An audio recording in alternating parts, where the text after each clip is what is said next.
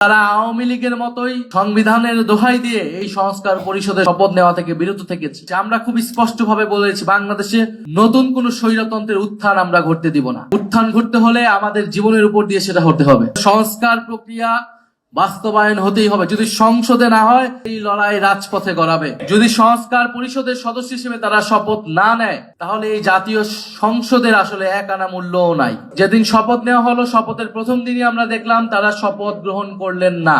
সংস্কার পরিষদের সদস্য হিসেবে তারা শপথ গ্রহণ না করে গণভোটে গণরায়ের বিরুদ্ধে অবস্থান নিল।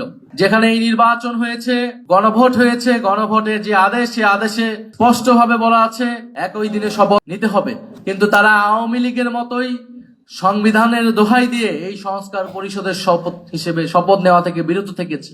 যদি সংস্কার পরিষদের সদস্য হিসেবে তারা শপথ না নেয়, তাহলে এই জাতীয় সংসদের আসলে এক আনা মূল্যও নাই। কারণ বাংলাদেশের মানুষ আমাদেরকে ভোট দিয়েছে, গণভোটে হায়ের পক্ষে ভোট দিয়েছে সংস্কারের জন্য।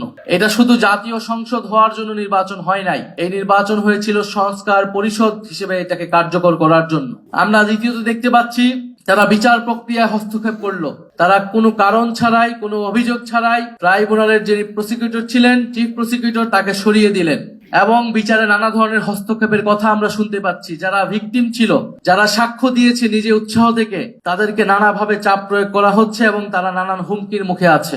ফলে আমরা খুবই সন্দিহান যে বিচার প্রক্রিয়াও সুষ্ঠুভাবে এই সরকারের আমলে হবে কিনা, সেটা নিয়ে আমাদের মনে, জনগণের মনে সন্দেহ তৈরি হয়েছে। আপনারা দেখেছেন যে বাংলাদেশ ব্যাংকের গভর্নরকে কিভাবে নির্লজ্জভাবে মব তৈরি করে অগণতান্ত্রিক ভাবে বাংলাদেশ ব্যাংক থেকে সরিয়ে দিয়ে একজন ঋণ খেলাপি একজন ব্যবসায়ীকে বাংলাদেশ ব্যাংকের গভর্নর হিসেবে নির্লজ্জভাবে বসানো হয়েছে। বাংলাদেশে বিগত সময়ে প্রায় 30 লাখ কোটি টাকা লুটপাট করা হয়েছে, বিদেশে পাচার করা হয়েছে। এই গণ অভ্যুত্থানের পরে অন্তর্বর্তী সরকার নানান ব্যর্থতা এবং সীমাবদ্ধতা সহ অন্তর্বর্তী সরকারের গভর্নর চেষ্টা করে যাচ্ছিল সেই লুটপাটের টাকাগুলোকে ফেরত আনার এবং এই লুটপাটের টাকার সাথে যারা জড়িত, এই লুটপাটের সাথে আওয়ামী লীগের ফ্যাসিস্টের সাথে যারা ব্যবসায়ী এবং আমলা রয়েছে, তাদেরকে বিচারের আওতায় আনা। কিন্তু আমরা দেখছি সেই বিচার প্রক্রিয়াকে ভণ্ডুল করতে, ঋণ খেলাপিদেরকে আরো সুযোগ সুবিধা করে দিতে, আর্থিক লুটপাটের পথকে প্রশস্ত করতে বাংলাদেশ কেন্দ্রীয় ব্যাংককে দখলের একটা নির্লজ্জ চেষ্টা করলো সরকার দল। অথচ তারা এর আগে বলেছে, তারা যখন সরকারে ছিল তারা কখনোই রাজনৈতিক বিবেচনায় বাংলাদেশ ব্যাংকে গভর্নর বসায়নি। ফলে যারা নির্বাচনের আগে একরকম কথা বলেছে, নির্বাচনের পরে একরকম কথা বলেছে। আমরা নির্বাচনের আগেই জনগণকে এই বিষয়ে সতর্ক করেছি। আমরা জানি জনগণ তাদের বিপক্ষেই ভোট দিয়েছিল। নানান ইঞ্জিনিয়ারিং করে তারা ফলাফলটাকে নিজেদের পক্ষে নিতে সক্ষম হয়েছে। সংসদে পরিকল্পিতভাবে 2/3 সংসদ সদস্য পদ তাদের নিজেদের আওতায় রেখেছে, যাতে তারা নিজেদের মতো আইন এবং বিচার তৈরি করতে পারে। যেরকমটা 2008 সালে আমরা দেখেছিলাম, আওয়ামী লীগ একচেটিয়া ভাবে বিরোধীদেরকে এক পাশে ঠেলে নিজেদের সংসদ করায়ত্ত নিয়ে সংবিধানকে নিজেদের মতো পরিবর্তন করে দেশকে নিজেদের মতো ভাবে পরিচালিত করেছে।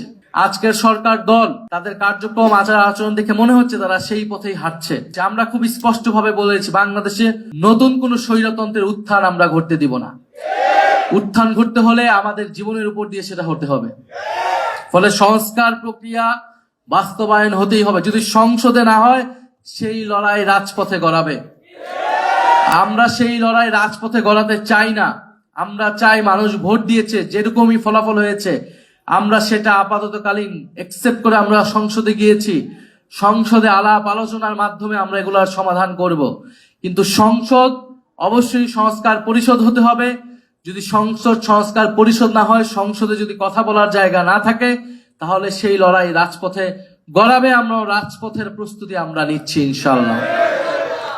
আমরা খুব স্পষ্টভাবে বলবো, ট্রাইব্যুনালে যাতে কোনো ধরনের আর কোনো হস্তক্ষেপ না করা হয় এবং ট্রাইব্যুনাল যাতে নিরপেক্ষভাবে সুষ্ঠু বিচারের পথে চলে এবং যারা ভিকটিম, যারা সাক্ষ্য দিয়েছে, যারা ভিকটিম, তাদের নিরাপত্তার ব্যবস্থা করতে হবে অতি দ্রুত সময়ের মধ্যে। এবং আমরা দাবি জানাচ্ছি, কেন্দ্রীয় ব্যাংকের এই গভর্নরকে সরিয়ে দ্রুত সময়ের মধ্যে একজন দক্ষ এবং যোগ্য, আপনারা আপনাদের পছন্দ অনুযায়ী দেন, কিন্তু দক্ষ, যোগ্য এবং সৎ ব্যক্তিকে বাংলাদেশ ব্যাংকের গভর্নর হিসেবে বসাতে হবে। কারণ আমরা আর কোনো লুটপাট, আমরা আর কোনো ঋণ খেলাপি, আমরা এই ধরনের বন্দোবস্ত দেখতে চাই না। আমরা চাই একটা জবাবদিহিতামূলক ব্যবস্থা। কেউই জবাবদিহিতার আওতায় আনবে না। কিন্তু বাংলাদেশের যে অর্থনৈতিক ব্যবস্থা এখন, যে ঋণ খেলাপি, যদি বাংলাদেশ ব্যাংক এইভাবে পরিচালিত হয়, বাংলাদেশ ব্যাংক যদি কোনো ধরনের জবাবদিহিতা ছাড়া দলীয় হস্তক্ষেপের মাধ্যমে পরিচালিত হয়, ব্যবসায়ীদের, ঋণ খেলাপিদের স্বার্থ সেখানে রক্ষা করা হয়, তাহলে বাংলাদেশ যে অর্থনীতি, সেই অর্থনীতির পরিবর্তন হবে না। বাংলাদেশ আরো খারাপ দিকে যাবে এবং জনগণ রাস্তায় নেমে আসতে বাধ্য হবে।